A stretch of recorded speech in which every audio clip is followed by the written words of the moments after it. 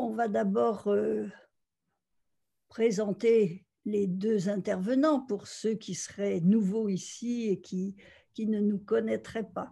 Alors, je vais dire quelques mots pour présenter Michel et après, il va faire pareil pour moi. Oui. Donc, Michel Bousséroux, je vais être très brève, hein, vous le connaissez tous, c'est un psychanalyste à Toulouse, il est AME de l'école de psychanalyse des forums du champ lacanien, il est directeur de la belle revue qu'est L'Enjeu, il est auteur de nombreux ouvrages que je ne vais pas citer, mais je vous dis quand même le dernier publié aux éditions du champ lacanien, qui s'intitule « Tu es cela ». Symptômes, poèmes et identité. Voilà.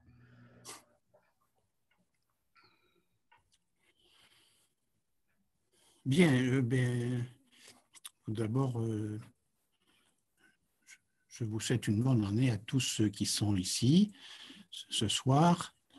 Et au-delà des augures peu favorables du sanitaire. Nous avons donc à parler ensemble ce soir de ces 3 dernières publications des éditions nouvelles du champ lacanien.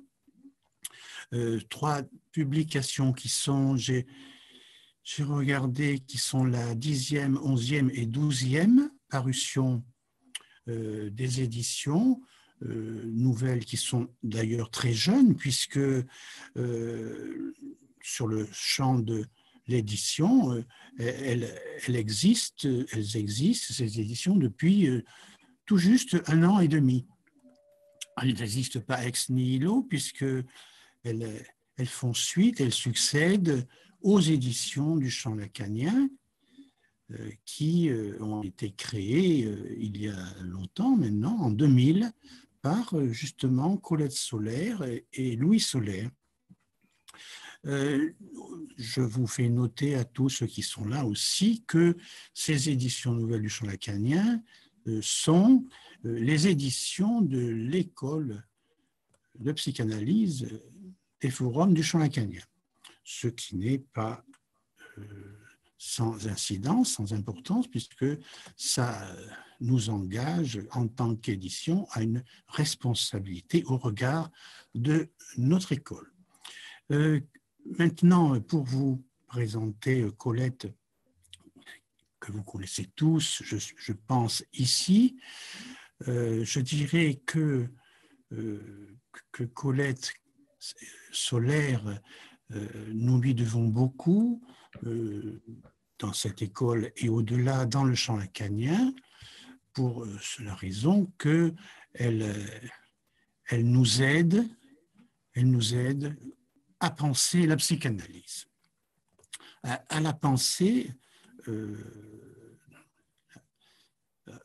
en lisant, en nous efforçant de lire ce qui nous est transmis par Freud et par Lacan. Et ici, nous nous trouvons face à quelque chose qui touche directement à l'objet même des livres de Colette Soler, qui sont des livres fondamentalement de lecture, de commentaires, pour l'un de commentaires de tout ce que soutient Lacan sur la question du transfert, et Freud aussi, et puis pour ce qui est de l'opuscule sur la préface de Wedekind, eh bien, il s'agit vraiment au plus près d'une lecture d'un texte de 3 pages de Lacan qui appelle vraiment un travail au mot à mot quasiment,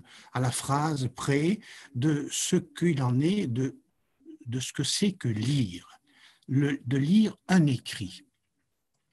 J'ajoute 2 choses, c'est que quand même Colette Soler a appris quelque chose de ce que c'est que lire déjà dans sa formation à l'école normale supérieure, et puis aussi dans son expérience de la psychanalyse, dans sa propre psychanalyse et son expérience de l'inconscient, puisque justement nous allons le voir tout à l'heure, l'inconscient, c'est ce qui se lit, c'est l'expérience de ce qui se lit, mais justement, ce qui se lit, ce n'est pas à partir de ce qui se dit sur un divan dans l'expérience de l'analyse, mais c'est ce qui se lit de ce qui s'écrit de l'inconscient, de ce qui s'en écrit et qui concerne justement la jouissance. Voilà pour introduire un peu à ce dont nous allons débattre et parler. Et on va commencer, je pense, par le livre de Colette sur le transfert, publié dans la collection Études. Et donc, si tu veux bien, Colette, nous allons démarrer là-dessus, Oui. sur ce qu'il en est, justement, du transfert. Partons d'abord, si tu veux, de ce que tu dis, disons, de l'enracinement de cette question chez Freud, dans le dire de Freud, en tant que tu dis que c'est déjà un concept troisième, qui n'est pas le premier concept de Freud, mais le troisième, après celui de l'inconscient et celui de la sexualité infantile, qu'il vient en troisième et que très vite chez Freud, il y a une sorte d'identification du transfert avec la répétition et que c'est là que Lacan se démarque très fortement de cette identification pour avancer plusieurs thèses que tu déploies, que tu déplies sur le concept du transfert et qui bougent au fur et à mesure des avancées de l'enseignement de Lacan. Alors là, peux-tu commencer à nous dire quelque chose de ce parcours de Lacan sur la question du concept du transfert?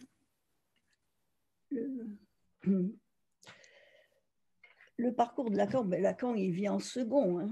Il arrive après Freud. Et oui. Au fond, Freud, non seulement il a identifié le transfert et la répétition, mais il a, je vais dire, il s'est persuadé lui-même, il a démontré la répétition par le transfert. C'est ce qu'on lit au début de l'au-delà du principe de plaisir. Oui. Il met en question le principe de plaisir, mais il n'arrive pas à conclure, et il conclut à partir du transfert et à partir de ce qu'il considère comme une répétition au sens de réitération, parce que le mot répétition a plusieurs sens, une réitération dans le transfert des pires vécus de l'enfance, au niveau de l'amour, au niveau du rapport à l'autre, au niveau du sentiment d'impuissance, etc. Et donc, c'est ça qui l'a vraiment frappé. Comment se fait-il, étant donné qu'il croyait au principe de plaisir, il croyait que la créature humaine était faite de telle sorte qu'elle cherchait inévitablement le plaisir, la moindre tension, la moindre excitation.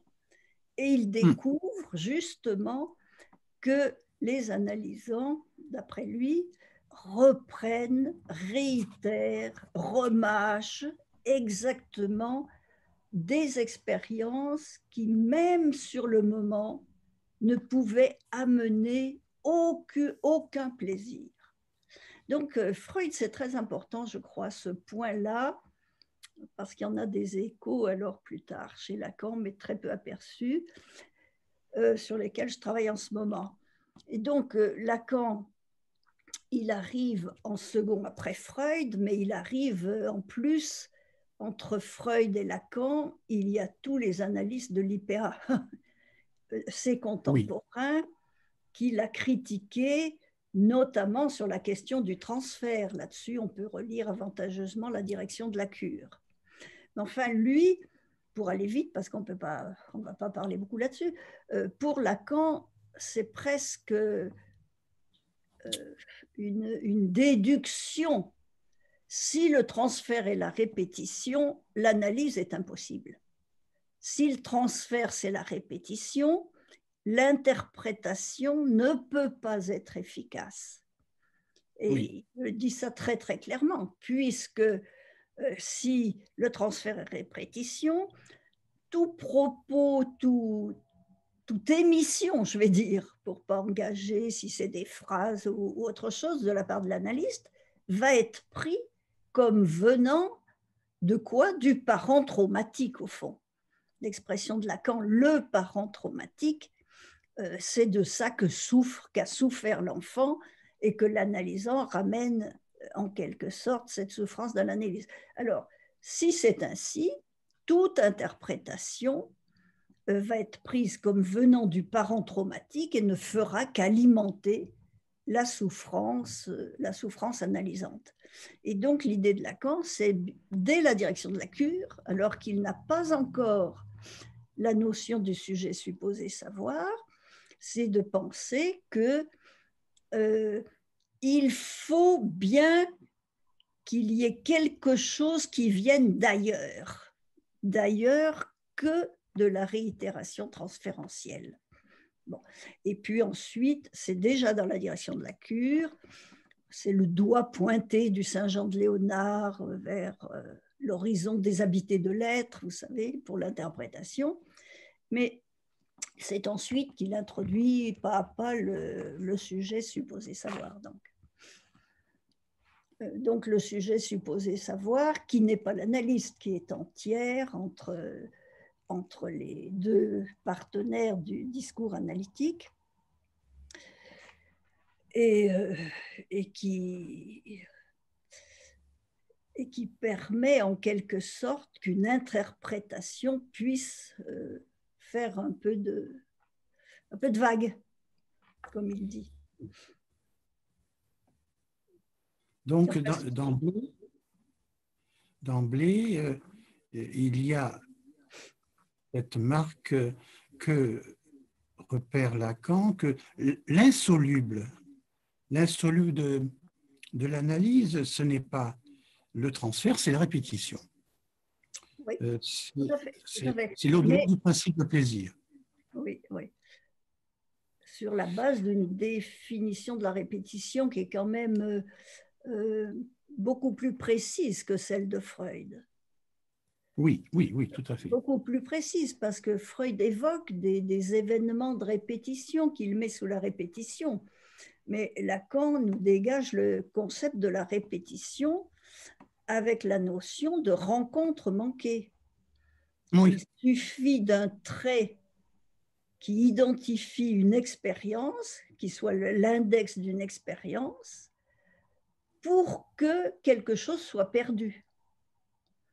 Et dès lors, on entre dans la réitération des 1 qui programme la rencontre manquée avec le partenaire, quel qu'il soit. Ça peut, dans le rêve du père, ne vois-tu pas que je brûle, ça peut se jouer entre le père et l'enfant, ça peut se jouer au niveau de l'amour en général, ça se joue au fond avec tous les partenaires. Oui. Alors, la première étape de l'exploration de Lacan, de la question du transfert, donc c'est le banquet de Platon, c'est-à-dire il prend le transfert comme étant l'amour, par le biais de la question de l'amour, et pas n'importe lequel, là. Donc, tu vois, tu le dis bien, c'est quand même un amour qui concerne un couple homosexuel, celui d'Alcibiade et de Socrate. C'est frappant, je m'étonne qu'on n'ait pas plus mis d'accent sur ce point. Lacan nous donne l'exemple du transfert, le modèle du transfert à partir du banquet, c'est un couple homosexuel. Et là-dessus, il le reprend dans ses écrits, Alcibiade, Socrate, etc. C'est un couple homosexuel. C'est important parce que on constate que la répétition, ça joue beaucoup dans l'amour, mais c'est indépendant du sexe du partenaire. Oui, oui, oui, oui, oui. Et avec les... Oui, pardon. peut-être, Michel. Avec l'équivalence entre transfert et désir. Le transfert, c'est le désir, c'est la question du désir. Enfin, Oui. le rapport entre demande et désir. Mmh. Mais là, pas question du savoir pour l'instant. Véritablement, pas question de l'inconscient comme savoir, qui n'apparaîtra que plus tard, avec la question du sujet supposé savoir, mais aussi pas question du sexe véritablement, au sens où il parlera un peu plus tard, en 64, de la réalité sexuelle du transfert, qui est autre chose que l'amour platonique. Oui. Oui, en fait, on voit Lacan qui, je ne sais pas s'il faut dire qu'il cherche, en tout cas, il trouve pas à pas. Il ne trouve pas en un seul coup. Il introduit dans le séminaire 4, il introduit sujet supposé savoir, mais il le commente d'une façon qui n'est pas la façon définitive. Oui. Il le commente dans la relation, il y a le postulat qu'il y en a un qui en sait plus que l'autre. Savoir plus que l'autre, ça ne va pas loin. Ce n'est que pas à pas que ça devient le sujet supposé au savoir inconscient. Voilà, et donc, ça change évidemment beaucoup, et ça change, après ça va changer encore plus avec l'évolution du concept de l'inconscient. La réalité sexuelle, elle s'introduit en 64 en même temps que l'expression sujet supposé savoir. Enfin, je ne sais pas, Michel, s'il faut s'arrêter beaucoup sur ce livre du transfert. Au fond, c'est un chemin que j'ai fait un peu didactique pour moi-même d'ailleurs et pour ceux qui m'écoutaient. Peut-être je voudrais souligner le point que j'ai voulu marquer à la fin du parcours. C'est qu'après avoir introduit comme réalité sexuelle la pulsion, qui est une réalité asexuelle, c'est le paradoxe là encore. La pulsion fait la rentrée de la réalité sexuelle dans l'inconscient, sauf que la pulsion, elle est asexuelle. Elle ne connaît pas le sexe, la différence sexuée. Et donc, le pas suivant, c'est quand même qu'il y a le réel sexuel de l'inconscient. Si je me souviens bien, je n'ai pas relu mon livre, mais je crois avoir introduit cette idée qu'à côté de la réalité pulsionnelle de l'inconscient, j'ai l'idée qu'il a introduit le réel sexuel de l'inconscient. Et le réel sexuel de l'inconscient, ça n'est même pas le partenaire sexué, ce sont les signifiants jouis. C'est la jouissance poématique, disons, de la langue de l'inconscient. Oui, c'est le savoir jouit. Oui, le savoir jouit, voilà, qui commence à pointer son nez, qui apparaît explicite dans le séminaire encore, pas avant. Oui. Donc, c'est très intéressant de suivre Lacan sur tous ces pas. Et ce qui est évidemment la raison de le suivre, c'est d'en faire usage. C'est ça le point. C'est d'en faire usage dans notre façon d'aborder le transfert. Oui, d'autant plus que la construction des étapes du concept de transfert ne va pas chez Lacan sans la construction aussi du concept du désir de l'analyste. Oui. Mais ça par contre, c'est assez tôt.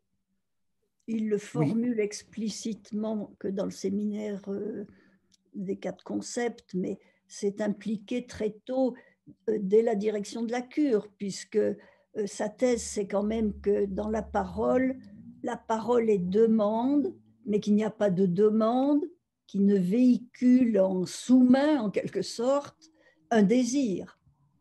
Donc, quand on parle de demande, déjà, un désir est impliqué. Ce qui fait qu'après avoir dit le transfert, c'est de l'amour, eh ben, le transfert, c'est du désir. C'est le lien du désir de l'analyste à l'analysant qui se présentifie dans l'expérience par le biais de la demande quand même. Oui, oui, oui, oui. C'est pour ça sans doute que les transgressions sexuelles du couple analytique sont des transgressions. C'est que le désir, il se manifeste seulement dans la demande, dans le dispositif analytique. Il ne se manifeste pas dans l'acte sexué. C'est ça. Mais je vois que le temps passe. Je ne sais pas s'il faut insister beaucoup plus sur le transfert. Oui. Parce que j'aimerais bien qu'on parle de ton livre, d'abord. Oui, oui, oui, bien sûr. Est-ce qu'on peut demander s'il y a des questions déjà sur ce livre? Peut-être qu'on avait prévu, Michel, qu'on allait d'abord parler des 3 livres. D'accord. Ça ne va pas prendre plus d'une petite heure, je pense. Et puis qu'ensuite, on donnerait la parole à ceux qui sont présents. Oui, d'accord, d'accord. Hein, je crois que c'est mieux parce que sinon, on ne pourra pas évoquer ensemble. Eh bien, nous pouvons passer alors à… Alors, ben voilà, on va passer… Ben moi, je voudrais bien parler de ton livre. Oui. Qui a un titre… Déjà un titre tout à fait frappant, 3 essais sur la sexualité mystique. Bon, je ne vais pas commenter le titre, mais je l'ai trouvé très astucieux, pour te dire, exactement astucieux. Il y a une connotation freudienne. Oui, bah bien sûr, parce que comme on connaît les 3 essais sur la sexualité, et que les 3 essais sur la sexualité, ça a si peu à voir avec les mystiques, apparemment, hein, on en sait, donc c'est assez astucieux d'avoir réutilisé cette expression pour les mystiques. Alors, je crois que ce livre présente, je le dis pour ceux qui ne l'ont pas encore lu, ce livre, il y a énormément de choses, on ne pourra vraiment pas parler de tout, mais on prendra quelques points. Ça parle de 3 mystiques qui sont du XXe siècle, figurez-vous. Ce n'est pas les mystiques du temps où le dogme de l'Église était le discours qui ordonnait le monde, dans le monde chrétien en tout cas. Non, ce sont 3 mystiques du XXe siècle. Et ce que fait Michel dans ce livre, pour les 3, il les aborde, je dirais, à la lumière des thèses de Lacan sur les mystiques et sur le saint. Et quand je dis à la lumière, ça veut dire à la fois qu'il éclaire les cas par les textes, par les thèses de Lacan, et qu'il illustre les thèses de Lacan par ces 3 mystiques. Bon. Après, on pourrait discuter s'il a raison, mais ça, c'est une autre affaire. Son entreprise, il me semble, à Michel, que c'est ce que tu fais. Oui, oui, oui, oui. Ouais. Alors, je vous dis aussi qu'on apprend énormément de choses dans ce livre, énormément de références sur des textes que je crois très, très peu connus de la majorité d'entre nous. Et on apprend même quelque chose d'assez amusant à propos de Michel lui-même. En tout cas, moi, j'ai été étonnée, Michel, d'apprendre qu'en 1960, alors que tu es un tout jeune homme, on dirait maintenant que tu étais un ado, et alors que tu étais ado, qu'est-ce qui te passionnait? Quelles étaient les lectures qui te retenaient? Bah, tu nous le dis, hein, à partir de Teilhard de Chardin, voilà, il y en avait toute une série, des pères comme le père Certilange, le père Chenu, le père Combat, etc., plus tous les mystiques, plus la Somma théologique de Bataille, plus Catherine de Sienne, Maître Eckhart, Hildegarde de Bingen, etc., etc. Donc ça, c'est quand même une chose que j'ignorais de toi, cet intérêt précoce à l'âge adolescent pour les mystiques. Alors, je ne suis pas étonnée de la richesse de tes références dans ce livre. Alors, je vais poser d'abord une question qui concerne les trois. Puis si on a le temps, je poserai une question sur chacune. Oui. Les trois, elles sont très différentes. Hein. Elles sont très différentes. J'imagine, mais peut-être je me trompe, que la seule qui est relativement connue, c'est Simone Veil, des trois. Mais Oui, peut-être que je me trompe. oui. Hein. Bon. Alors, elles sont très différentes. Il y en a deux qui sont ce qu'on peut appeler des intellectuels. Elles ont écrit beaucoup, elles ont fait des commentaires, elles ont inspiré d'autres personnes intéressées par ces questions. La troisième, c'est un tout autre profil. C'est une stigmatisée, une jeune fille de la campagne qui n'a pas écrit ou à peine quelques lettres. Enfin, elle n'a pas d'œuvre. Elle n'a pas d'œuvre, les deux autres ont une œuvre. Elle n'a pas d'œuvre et elle a même très peu parlé. Très peu parlé, mais elle a beaucoup montré avec son corps. Donc, c'est des cas bien différents et leurs différences nous intéressent, mais elles ont en commun d'être du XXe siècle. Et comme je le disais, on n'est plus au temps où le dogme chrétien indiquait à chaque petit sujet l'ordre du monde. On est au XXe siècle et donc il y a la psychanalyse, il y a la psychiatrie, il y a la médecine scientifique et la première en particulier, la dernière aussi, elles ont eu affaire à ça. La première a même fait 3 bouts d'analyse, dont une partie avec Lacan, on va y venir. Enfin bon, elles ont eu affaire à la contestation médicale, psychiatrique, au diagnostic, au traitement psychiatrique, voilà. Et donc, ça change quand même quelque chose, ça change beaucoup par rapport, par exemple, Hadwige d'Anvers, hein, que nous connaissons par Lacan. C'est autre chose. Alors, ma question, c'est ça. Est-ce que tu crois, est-ce que tu as une idée sur le poids de la différence que ça fait pour l'abord de ces mystiques? Est-ce que tu fais quelque chose de ce contexte, en fait? C'est ça que je me demandais. Tu évoques hein, les faits, mais finalement, je n'ai pas trouvé en tout cas de remarques là-dessus. Donc, je te questionne, est-ce que tu peux dire quelque chose là-dessus? Sinon, on passe à autre chose. Mais... Oui, la première chose, c'est que on n'est plus vraiment dans le registre de la géographie concernant les éléments qu'on peut recueillir, disons, d'informations et de documents sur leur vie et leur expérience mystique. On n'est plus dans le registre hagiographique, comme ça peut être le cas même pour Thérèse d'Avila, même pour Jean de la Croix, même si l'on a des écrits, on est quand même très vite dans le domaine de la géographie concernant les témoignages que l'on recueille. Tandis que là, il y a de la géographie, forcément, mais ce n'est pas tant que ça qui peut être intéressant que des éléments historiques et vraiment des témoignages, disons, plus près de nous, puisque c'est du XXe siècle, si ce n'est contemporain, est lié à ce qui se passe dans le monde contemporain. Par exemple, concernant Simone Veil, bien sûr, il est clair que c'est une femme, c'est une philosophe engagée dans le monde politique, dans un engagement politique de la vie sociale. Elle a été ouvrière, elle s'est faite ouvrière, elle a été engagée dans la libération de la France libre. Enfin, elle y est morte d'ailleurs, elle en a crevé. Mais enfin, c'est quelqu'un qui est passé par le réel de l'engagement politique. Concernant également quelqu'un comme cette mystique allemande,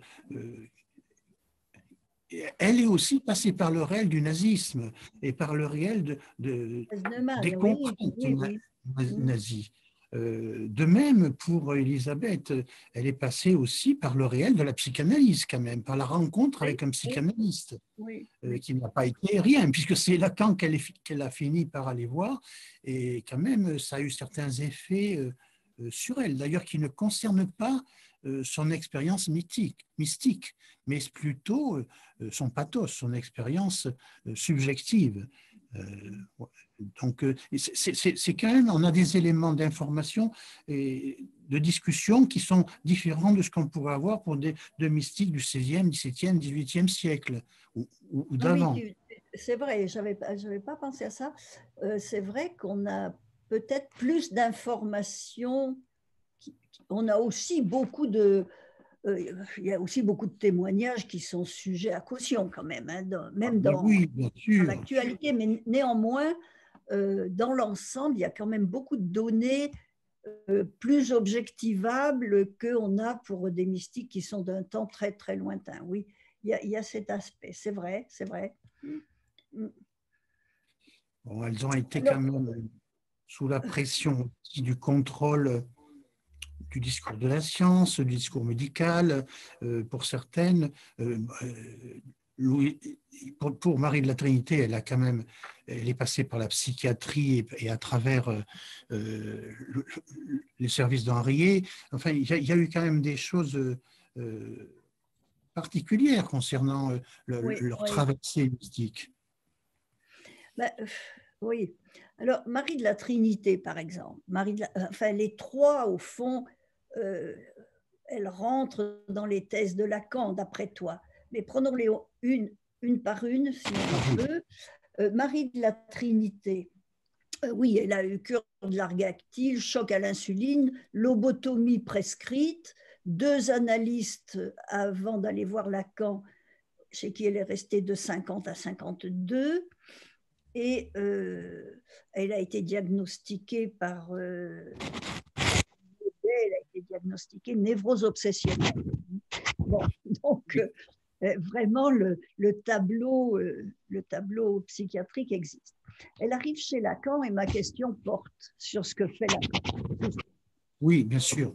Ce qui me frappe, on a 2 lettres de Lacan, grâce à Michel. Oui. On a 2 lettres, c'est grâce à Michel. On a 2 lettres de Lacan, une qui lui écrit au début de l'analyse, pour lui dire ce que va être, je dirais, le programme de l'analyse. Qu'est-ce qu'on va faire dans cette analyse? Et puis une autre, ensuite, quand elle décide, elle veut arrêter et il essaye de la retenir. Il n'a pas réussi, évidemment. Et donc, une petite lettre au début, une plus grande pour la retenir. Bon. Et au fond,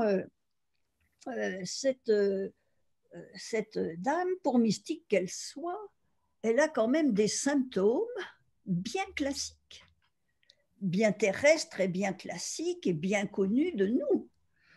Et donc, pourquoi elle est chez les dominicaines missionnaires?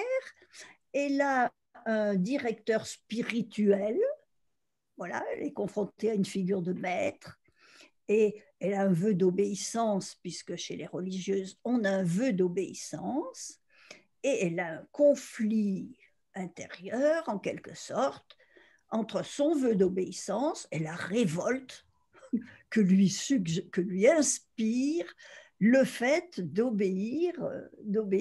Voilà. Et donc, Lacan appelle ce conflit intérieur, il l'appelle discrètement dans sa première lettre une difficulté morale. Nous allons partir de vos difficultés morales.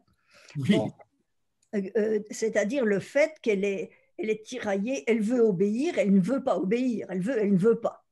On comprend que Naudet est pensé à la névrose obsessionnelle. Oui. À cause de ce symptôme. Et on apprend quand même aussi que ce symptôme, comme tous les symptômes, il n'est pas sans un fantasme qui le soutient. Oui. Le fantasme qu'il veut la servir et jouir d'elle. Oui. Tu l'as bien dit, et c'est d'ailleurs un fantasme que tu retrouves chez les trois. Chez les trois. Les trois mystiques dont tu parles. Alors, qu'est-ce que fait Lacan? C'est ça que je veux souligner, qui m'intéresse. Je veux interroger Michel, qu'est-ce qu'il pense de ça? c'est que Lacan ne s'occupe absolument pas de la mystique qu'il a en face de lui. Tout à fait, tout à fait. S'il croit qu'elle est une mystique, il s'en occupe pas. Il s'occupe que du symptôme. Absolument. Du symptôme, pas mystique du tout. Et il lui dit, on va chercher les sous-jacences archaïques. Sous-jacences archaïques, vous voyez. En 50, évidemment, Lacan n'était pas le Lacan d'après. Fonction et champ de la parole et du langage n'étaient pas encore là. Mais... Et à la fin, il lui dit la même chose. Il lui dit, je ne cherche pas à vous faire sortir de ce lien. Je voudrais seulement que l'on trouve dans le travail que nous allons faire ensemble, faites-moi confiance, on va y arriver, que l'on trouve les images méconnues que vous ne connaissez pas, qui sont à l'origine de... Donc, il lui dit pas le mot inconscient, mais on voit ce qu'il fait. Et finalement, il lui dit, on va trouver d'où vient le noyau pathogène. Alors, voilà un Lacan qui nous a fait ensuite quand même des thèses sur les mystiques très importantes, mais qui, à cette époque, face à sa mystique, ne s'occupe absolument pas de la mystique. Il s'occupe du symptôme. Alors, qu'est-ce qu'on peut en dire de ça? Qu'est-ce que tu en penses? Il reçoit une mystique et il la traite de la même façon. Alors, je vais dire une chose qui va vous paraître ravalante un peu, mais il la traite comme il traiterait une épouse qui aurait un conflit moral pour accomplir son devoir conjugal. Exactement de la même façon. Hein? C'est quand même saisissant, je trouve. Qu'est-ce que tu penses, Michel, de ce qu'elle a? Elle vient chez lui quand même dans un moment d'effondrement et de catastrophe subjective où elle est quand même sur le point de perdre la foi. Elle est en train de se rendre compte que peut-être que tout ça, sa foi, ces dieux n'existent pas. Elle est sur le point de se rendre compte que tout ça, c'est peut-être du vent. Et Lacan ne s'occupe pas de la question de son expérience mystique, comme tu le dis, sauf une chose quand même, c'est qu'il lui confisque un carnet, puisque c'est une grande passionne de l'écriture, passionnée des lettres, d'écrire, disons, de retranscrire tout ce qu'elle vit dans ses horizons, les horizons mystiques où elle reçoit en quelque sorte une parole qu'elle essaye de traduire par l'écrit de son expérience, et tout ça, ça va faire des dizaines de carnets sur une dizaine d'années. Eh bien, elle arrive avec ces carnets, et le dernier qu'elle a écrit, lorsqu'elle vient chez Lacan, qui est le carnet numéro 20, le carnet noir, comme elle l'appelle, eh bien, Lacan le lui prend, lui demande de lui confier, et elle ne cessera de lui redemander de le lui rendre, et il ne lui rendra jamais. Donc ça, c'est un acte de Lacan, de refuser de lui restituer cet objet-là, où il est question justement de son expérience mystique. Donc il n'ignore pas, à travers ce qu'elle lui confie d'écrit, son expérience mystique. Mais il ne traite pas effectivement de ça en tant qu'analyste dans son rapport d'analyste à analysante. Oui, je suis d'accord tout à fait. Mais en fait, je me posais cette question, derrière j'avais une autre question, comme d'habitude quand on se questionne sur une chose. C'est que quand même, on entend parler quelquefois à propos de l'autre jouissance, qu'est-ce qu'on fait de l'autre jouissance dans l'analyse? Oui. C'est la même question. Oui, tout à fait. Même question. Mais là, c'est sa jouissance, la jouissance qui l'amène en analyse, c'est la jouissance du symptôme obsessionnel, du symptôme compulsif, du TOC en quelque sorte, et même la jouissance de la jouissance mélancolique dans laquelle elle se trouve plongée. Oui, bien sûr, oui. Bon. On passe, je dis un mot sur Simone Weil. Oui. Simone Weil. Ben, Simone Weil, je trouve que c'est une mystique tardive. Hein. Je trouve pas, c'est les dates qui le disent. C'est une mystique tardive parce que elle a d'abord été une intellectuelle critique, Oui, protestataire, cohérente d'ailleurs, critique du capitalisme, critique tout à du fait. christianisme, Oui, religion des esclaves, a-t-elle dit. oui. Hein. Donc c'était vraiment un esprit, euh, on aurait dit à gauche Ah, dans tout à fait. le panorama des opinions.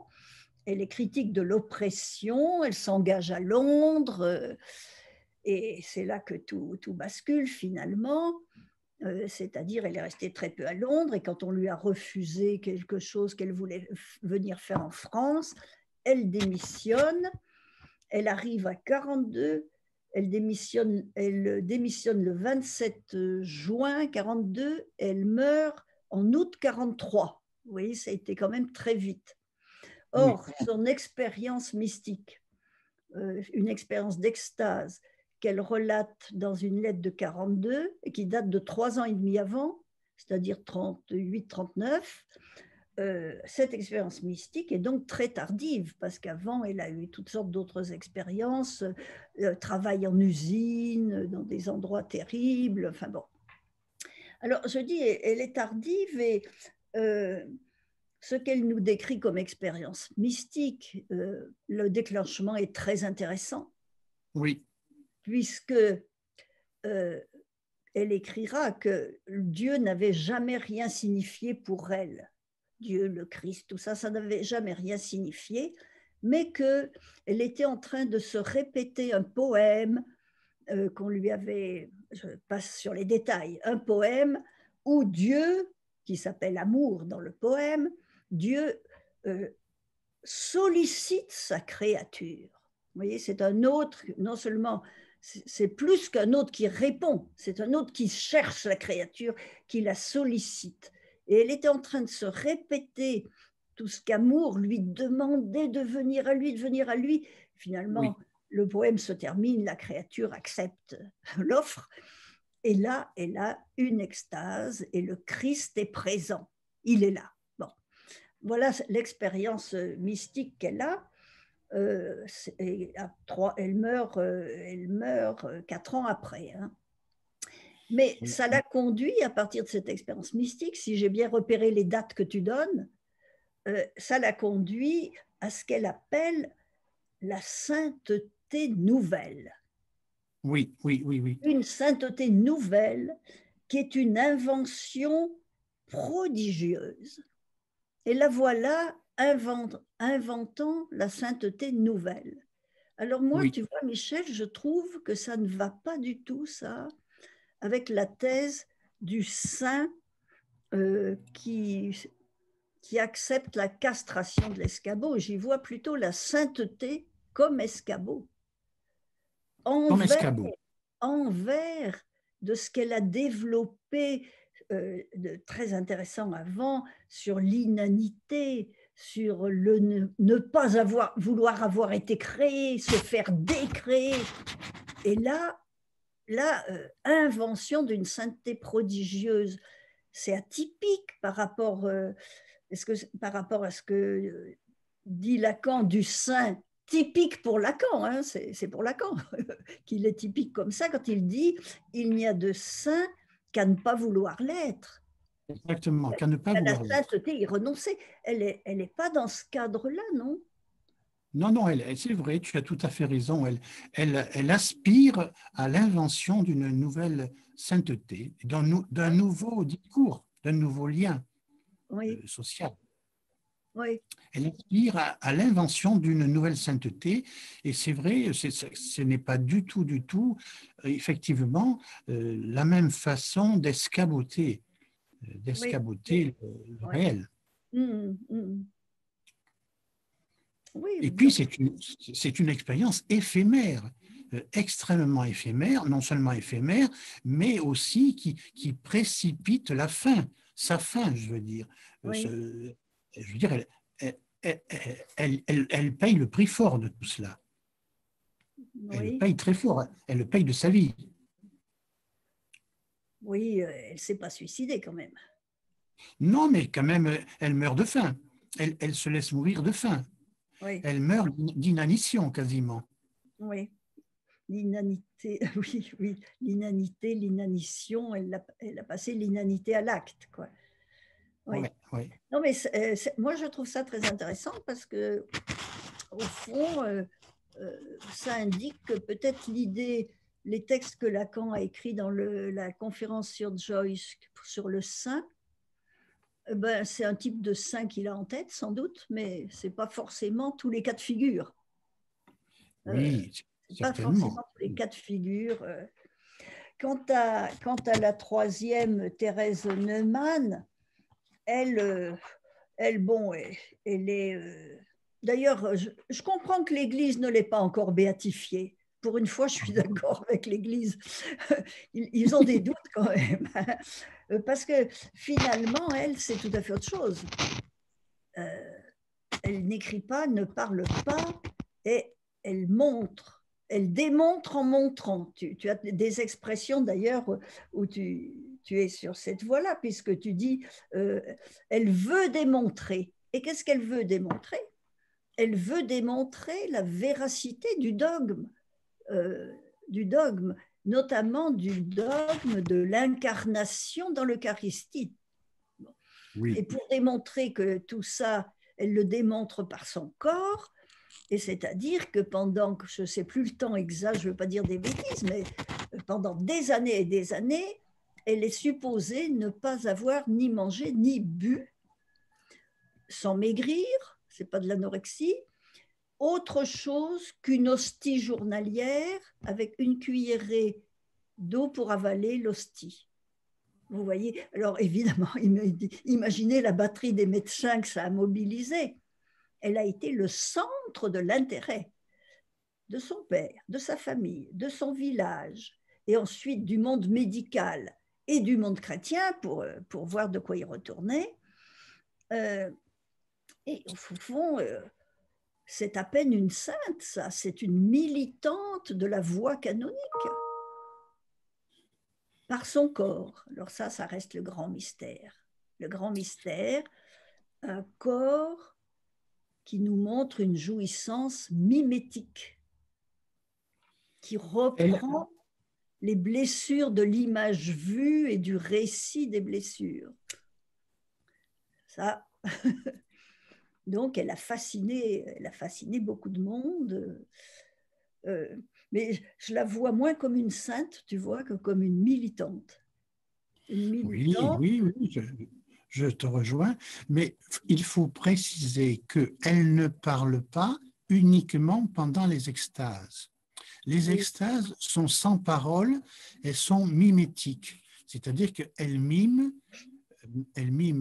silencieusement, mais en montrant la passion du Christ à laquelle elle participe pleinement. Mais hors des extases, elle parle beaucoup de ce qu'elle a vécu pendant les extases, de ce qui s'est passé. Elle est très loquace, en fait. Ce n'est pas une écrivaine comme les deux autres, bien sûr, mais elle est très, très loquace. Elle a un parler très, très, très explicite sur son expérience. Oui, oui.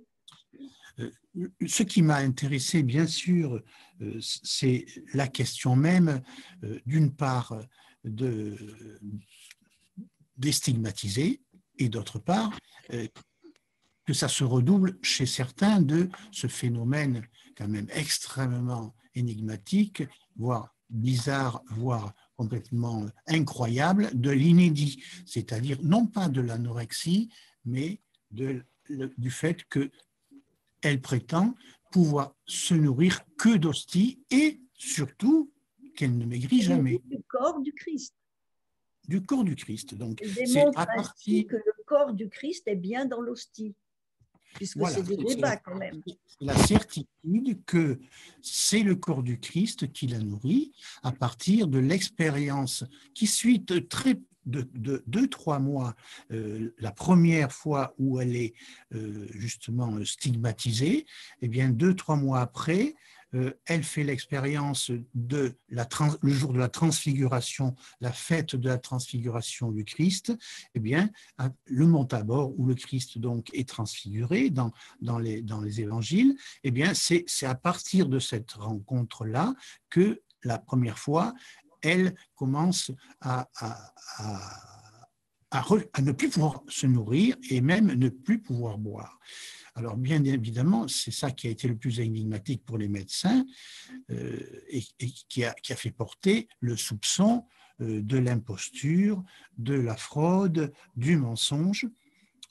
On n'a jamais pu le démontrer en ce qui la concerne, puisque elle ne s'est soumise à l'expérimentation médicale qu'un an après la première expérience, donc pendant une semaine, 10 jours, où elle a été 24 heures sur 24 sous surveillance stricte médicale, mais après, elle n'a pas été, malgré la demande de l'Église et du Saint-Office, la demande qu'elle se soumette à une expérimentation, elle s'y est refusée, ou plutôt son père s'y est refusé, parce qu'il disait que les médecins en avaient profité pour vérifier sa virginité.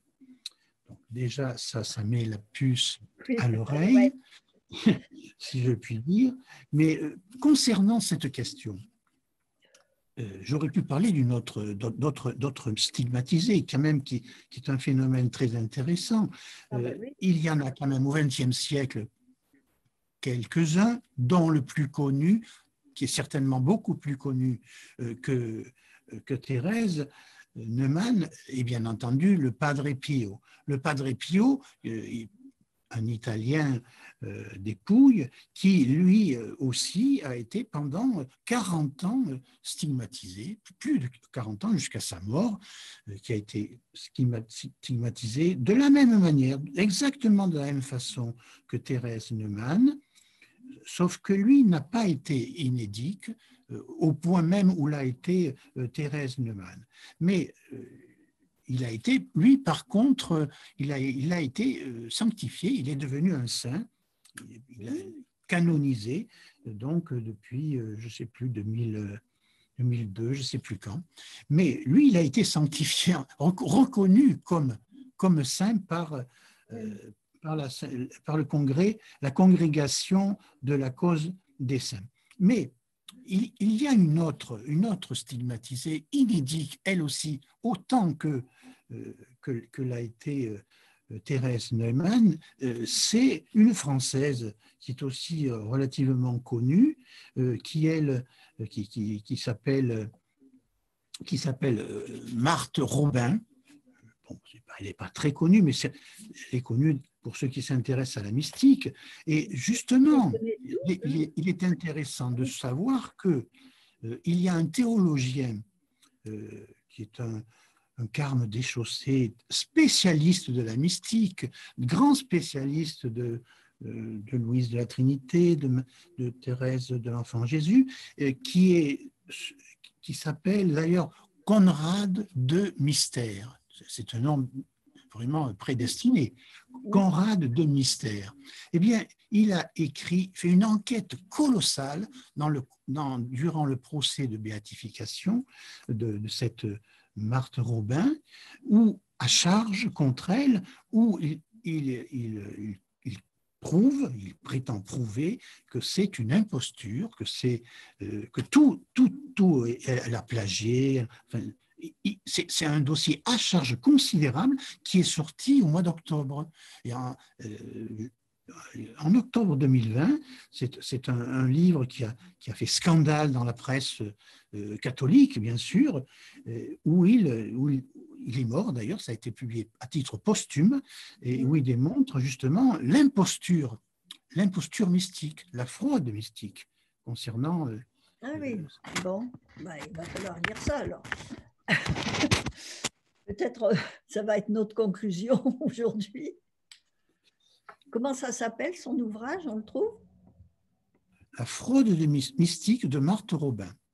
La fraude mystique de Marthe, juste pour Marthe Robin, oui. D'accord. Oui. Bon, peut-être on passe à l'opuscule Hein? Oui, tout à fait. Oui, oui, on peut passer à Encore l'opuscule quelques 1. minutes et après on vous passera la parole pour des questions, des commentaires. Oui, oui. Donc, cet opuscule est, Il faudrait que j'aille le chercher.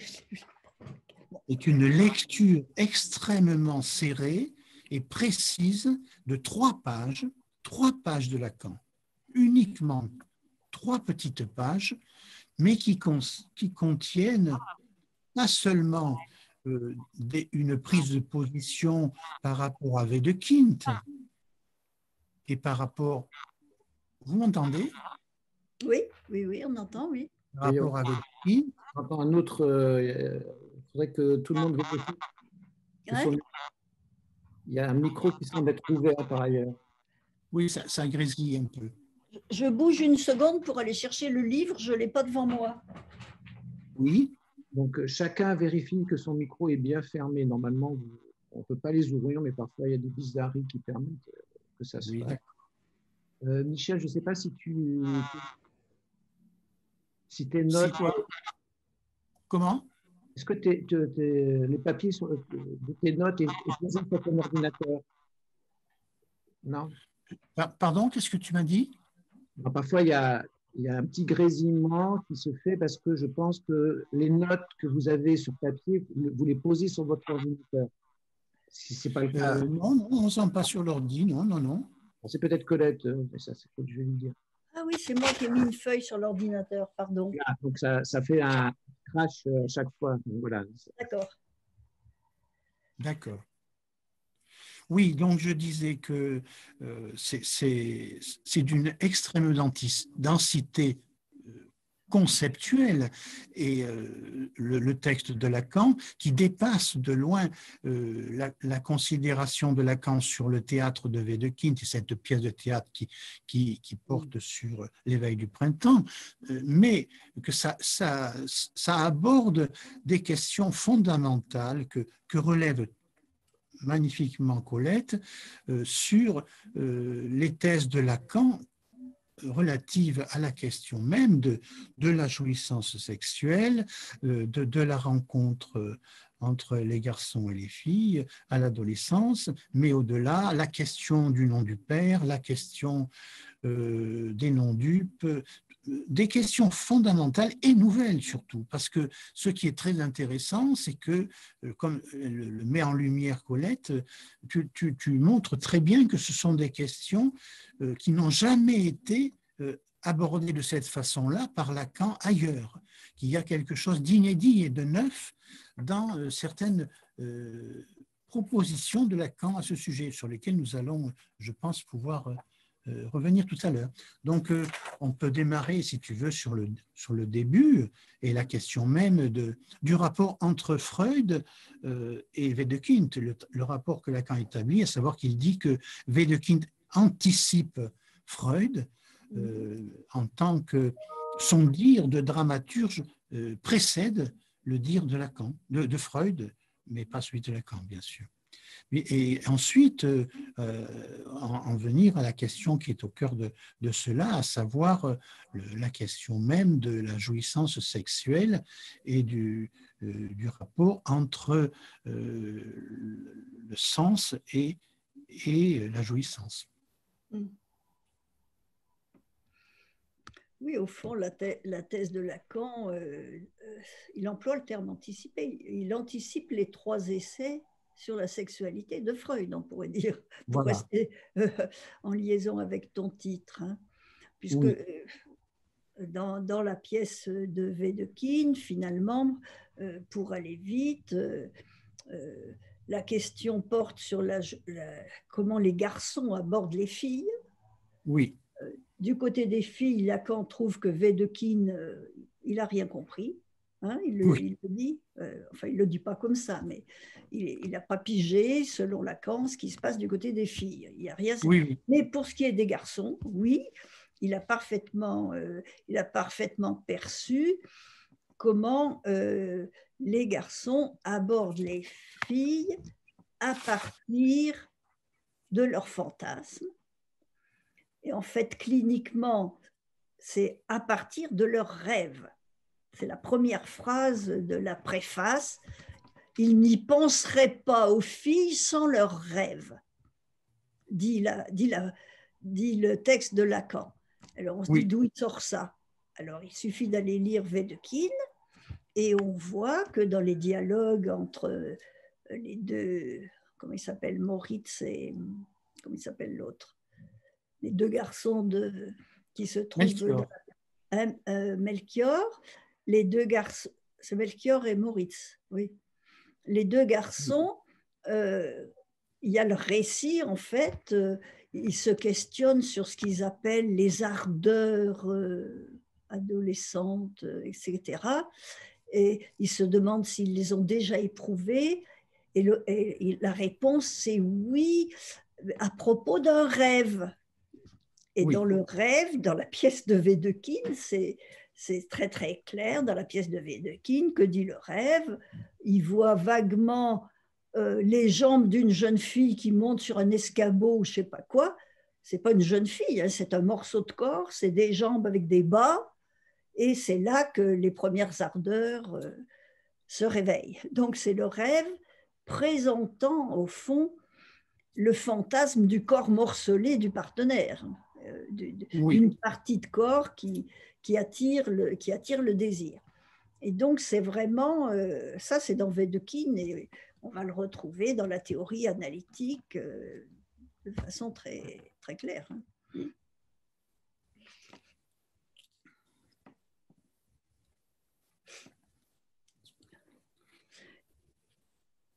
Donc, Lacan, assez rapidement, après avoir mis donc l'accent sur cette question de qu'est-ce que c'est que l'éveil du printemps, c'est l'éveil à la question de qu'est-ce que c'est que faire l'amour pour les garçons avec les filles, et que cette question, il se la pose à partir, non pas de la réalité de leur rencontre avec les filles, mais à partir de leurs propres rêves, de leurs propres songes. À partir de là, Lacan donc avance plusieurs choses, et d'abord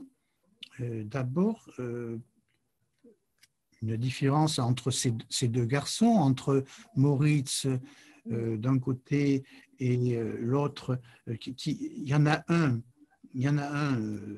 qui est un garçon, comme tu dis, dessalé, qui n'a pas froid aux yeux, qui en sait quelque chose donc de l'affaire, et puis l'autre qui ne veut rien en savoir, qui plutôt s'en inquiète et qui est plutôt en retrait par rapport à la rencontre des filles. Et c'est justement Moritz. Alors, deux positions donc par rapport à la question de cette affaire de faire l'amour avec les filles. Et puis, Lacan dit, il y a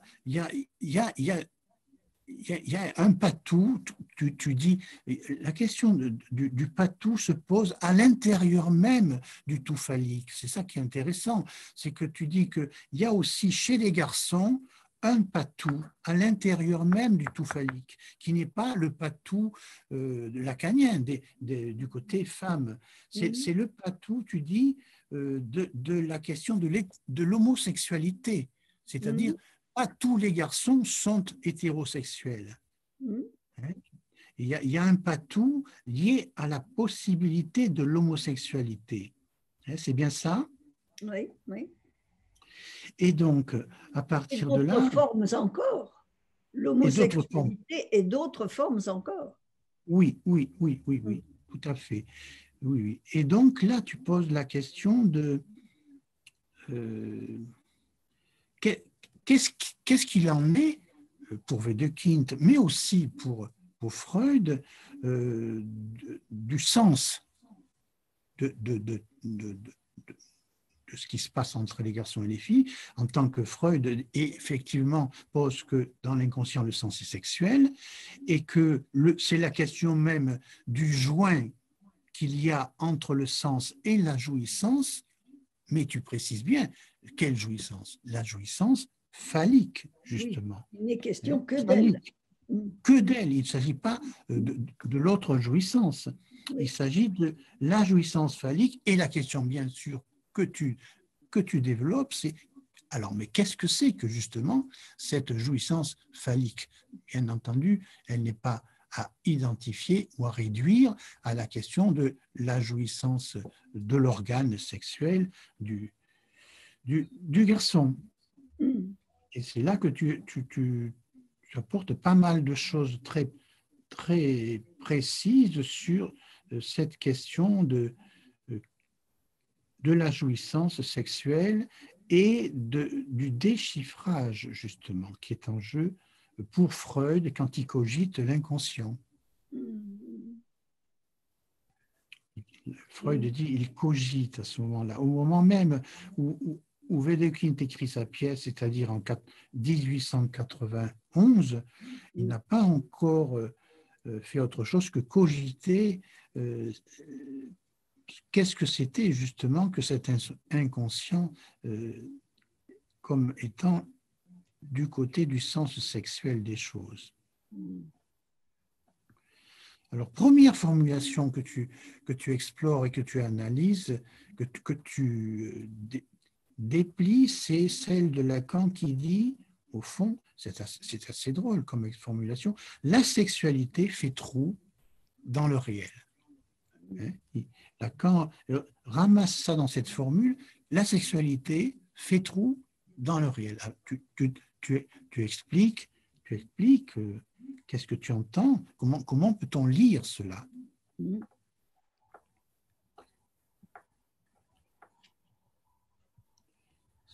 Peut-être je voudrais dire une chose là, c'est que il faut bien voir à quel point Lacan se sert de Wedekind. Wedekind est un prétexte, il me semble. Et d'ailleurs, dans le contexte, on a demandé une préface à Lacan. Lacan qui a cette date-là et dans ses constructions, etc. Donc, gentiment, il fait une préface. Et il fait ce qu'il peut. Il fait de son mieux, si je puis dire. Mais on ne peut pas dire que Wedekind l'intéresse, vraiment. Il y a 2-3 trucs qui l'intéressent, mais pas beaucoup. Et je voudrais souligner tout ce qui ne l'intéresse pas chez Wedekind, quand même. Il y a chez Wedekind, dans la pièce de Wedekind, il y a une portée de critique sociale très importante. Ah oui. De critique de l'éducation, de critique des familles, et puis, oui, et par exemple, malicieusement, Wedekind, Melchior, le garçon, aucune difficulté scolaire, il est très intelligent, pas de problème. C'est celui qui prend les risques sexuels. Eh bien, c'est celui qui a eu une éducation libérale par une mère qui lui a toujours fait confiance. Bon. Tandis que l'autre, celui qui a très peur des questions sexuelles, se trouve être très mauvais élève, tout ça va ensemble, semble-t-il, et il a une famille épouvantable. Bon, épouvantable de préjugés et de restrictions stupides. Bon. Et donc tout ça, Lacan, ça n'existe pas dans la pièce. Hein. Il prend juste ce qui concerne les rapports garçon-fille. Et là-dessus, il embraye sur ces questions de la jouissance des hommes, des femmes, il y a beaucoup de thèses très étonnantes dans cette préface, en effet, qui n'ont plus rien à voir avec Wedekind. Donc, c'était une assise à Michel dans ce que tu étais en train de dire. Oui, mais bon, il y a beaucoup de choses, comme tu le dis, extrêmement ramassées et nouvelles par la façon dont Lacan les précise et les formule sur justement la question de la jouissance phallique, précisément. Et le point où il en est sur cette question de la jouissance phallique, dont on sait qu'en 1973, quand même, c'est c'est une question qui bouge pour lui dans sa façon de la penser, avec la question du chiffrage, de l'inconscient, avec aussi, il en est au neuroméen, là déjà il commence à peine sur le neuroméen, sur la place de la jouissance phallique dans le nouage du sujet, de la structure plutôt. Et là, il y a des thèses, par exemple, sur la question de l'interdit de la masturbation, l'interdit, la jouissance qui est interdite pour le garçon en tant que tel. Et il a des formulations que tu explicites bien, où il s'agit pour lui de considérer qu'elle est interdite, et c'est pour autant qu'elle est interdite que ça lui ouvre l'accès à l'autre sexe, hein, au sexe, la rencontre avec les filles, quoi. C'est pour autant qu'elle lui est interdite. Pourquoi? Parce que, comme tu l'expliques sur plusieurs séances, mais c'est pour figer, Lacan il le dit, figer le rapport sexuel, c'est-à-dire le rapport sexuel du couple homme-femme, ou plutôt garçon-fille, le figer dans le non-rapport qu'il vaut dans le réel. Tu vois, le figer dans le non-rapport qu'il vaut dans le réel. Ça, alors là, il y a la question à la fois du rapport dans la réalité, du fantasme entre les garçons et les filles, et puis, dans le réel, la question du non-rapport, du non-rapport sexuel.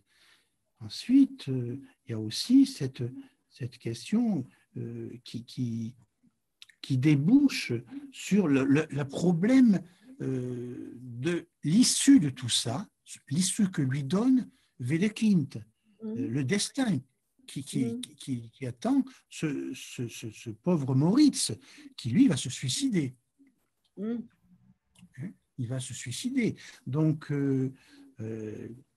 qu'est-ce que tu penses de justement de cette issue pour Maurice et la façon dont Lacan l'analyse, l'interprète en quelque sorte, hein, en disant qu'il s'accepte. Il s'accepte du monde des vivants. La thèse de Lacan, c'est bien sûr dans la pièce, il s'accepte du monde des vivants, mais sa thèse, c'est qu'il s'accepte du monde des hommes. Des hommes au sens de la définition sexuée de l'homme. Hein, pas au sens générique, au sens de la définition sexuée. Il va jusqu'à dire c'est une fille de Moritz. Pourquoi? Eh bien parce que justement on retrouve dans ce texte cette grande thèse de Lacan que ce qui définit l'homme comme être sexuel homme, c'est de se situer de l'un entre autres. Oui. L'un entre tous les autres du tout phallique. L'un entre autres. Et celui qui s'accepte, qui sort de cette configuration, le petit Moritz, il s'accepte dans la mort, il y a peut-être d'autres façons de s'accepter. Désormais, il va se situer, ce que Lacan appelle d'entre les morts. Oui. D'entre les morts.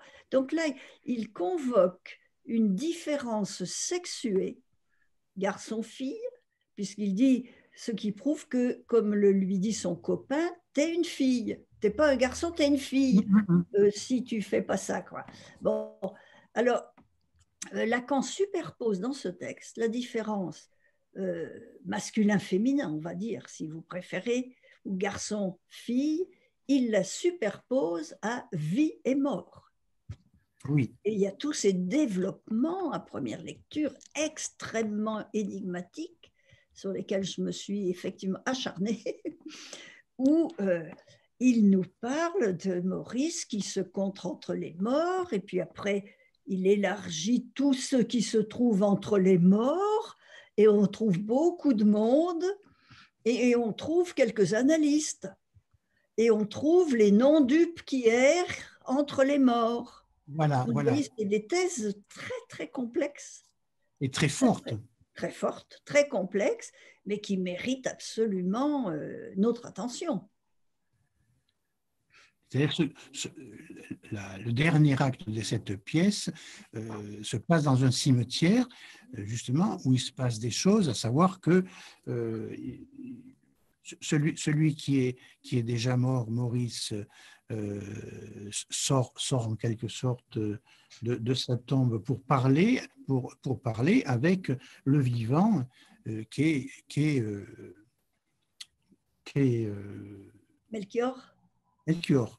Et donc, cette rencontre est doublée de l'apparition d'un personnage L'homme masqué.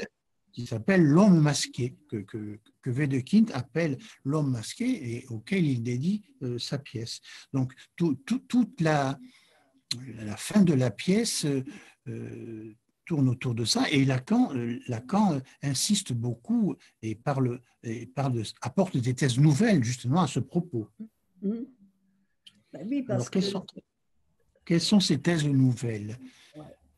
sur la question que suscite justement à la fois le fait qu'il se retrouve au royaume des morts, et que ce royaume des morts, dit Lacan, est celui où les non-dupes errent. Et donc là, il reprend l'équivoque qui avait donné titre à son précédent séminaire, justement, sur les noms du père. Oui, et il situe l'homme masqué comme un des noms du père. Oui. Hein, c'est à la dernière demi-page, là, l'homme masqué, un nom du père. Le père qui en a tant et tant de noms, etc. Voilà, l'homme masqué, nom du père. Et ce qu'il y a d'intéressant à souligner, c'est que s'il est masqué, comment savoir ce qu'il est, homme ou femme? On ne le sait pas. Autrement dit, le père n'a pas de sexe. Non seulement il a plusieurs noms, mais il n'est pas sexué. Je n'ai pas dû l'écrire, ça. Mais non, tu ne l'as pas écrit, non.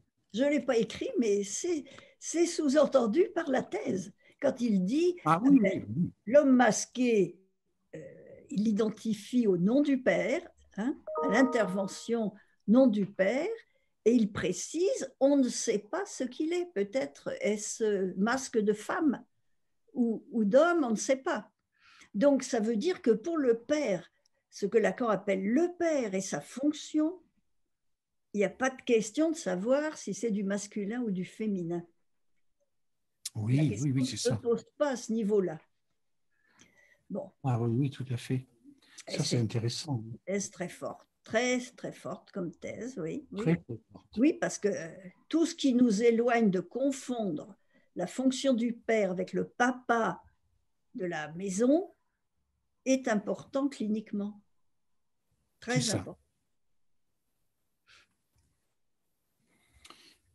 Il y a le fait aussi que tu relèves que quand il dit que il ne se figure que de perversion, la femme ne se figure que de perversion, avec un tiret en deux mots, tu notes bien que Lacan utilise la majuscule à père, et que ça n'est pas à confondre avec l'usage précédent habituel que fait Lacan de perversion, mais du côté de la perversion justement de la norme mâle, de la perversion, de la sexualité perverse généralisée. Ce n'est pas de ça qu'il s'agit. Non. Et il finit quand même, il faut qu'on s'arrête là pour donner la parole à ceux qui ont la gentillesse de nous écouter. Il finit quand même Lacan sur la Dame Blanche. Hein. La Dame Blanche et un nom du père aussi. Alors ça, c'est quand même une thèse extrêmement déroutante et percutante en même temps, parce que, comme tu le dis, ça ne va pas dans le sens de ce qu'il soutenait. Par exemple, dans Encore, c'est pas du tout la thèse d'Encore selon laquelle la femme est une version, est un nom du père. Là, on n'est pas Oui, c'est un peu différent, oui, oui, oui. C'est Oui. pas, le père, comme tu dis là, le nom du père, il est second par rapport à la Dame Blanche, par rapport à la question de ce qu'il appelle la différente, l'autre dans sa jouissance différente. Et ça aussi, c'est un renversement de la logique même du nom du père. Absolument, absolument. Donc j'espère que vous allez retravailler ce texte de Lacan. Ça en vaut la peine de s'y pencher de très près, oui, vraiment.